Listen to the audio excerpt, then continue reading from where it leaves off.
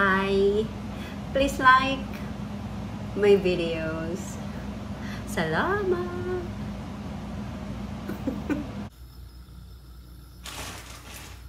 Our tea is fish and chips. So may ano kami. Chips. Frozen chips. Deep fry ko.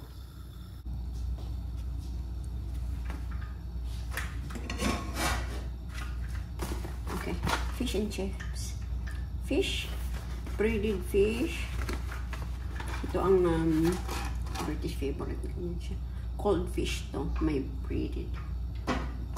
Okay. Kaya dito ang daming mga ready meal. Iba't ibang ready meal kasi pag busy ka sa work, ilagay mo lang sa oven. Marami sa supermarket, marami kang mabibili. Ilagay mo lang sa oven at ready na in 2 minutes. Busy kasi ang mga tao dito. Work and house. Work and house. Kasi yan, oven lang yan. About ganyan. Tapos i-try natin kung mainit na. Okay.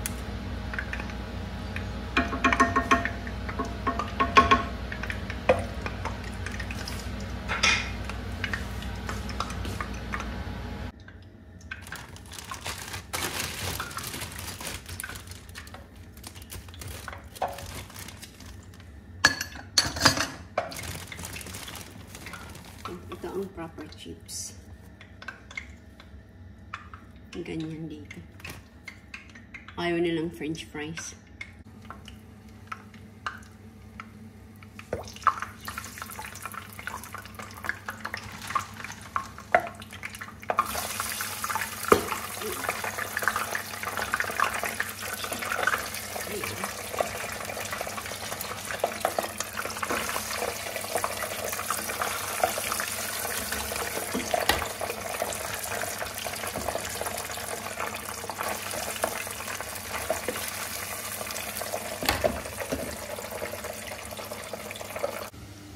And then mushy peas. Mushy peas to go on. Mushy peas.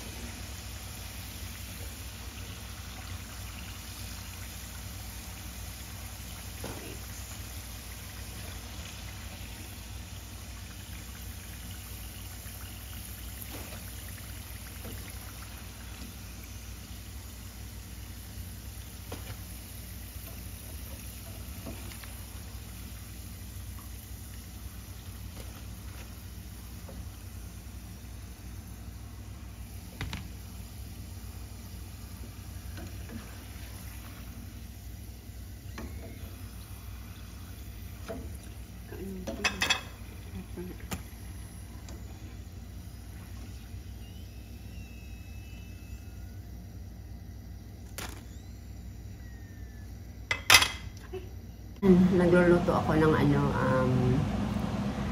supper namin from frozen food, tapos lagay lang sa oven. Kailangan ng malaman kung ilang oras, ilang minuto ang paglagay sa oven kasi tinignan ko yung isda namin, hilaw pa. Nakalimutan ko tinan kung ilang minuto. Oh my gosh, gagalitan ako nung mother-in-law ko. Magre-reklamo. So ito ang finished product. Fish and chips, fish, mushy peas, and french fries, tartar sauce, and white wine. Ayun, nalasing na ako. Second glass.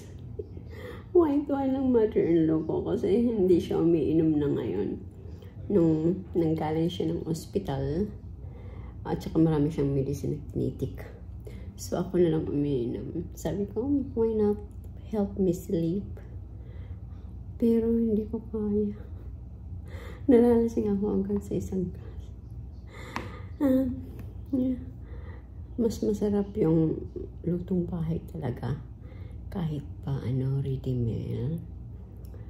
Kasi sa fish and chip shop, yung chips nila masyadong mantika. Hindi maganda. Ito dry siya. And we just finish our tea. Supper. Please like my video. Thank you very much. Matutulog na ako. Magsi 6 o'clock pa lang.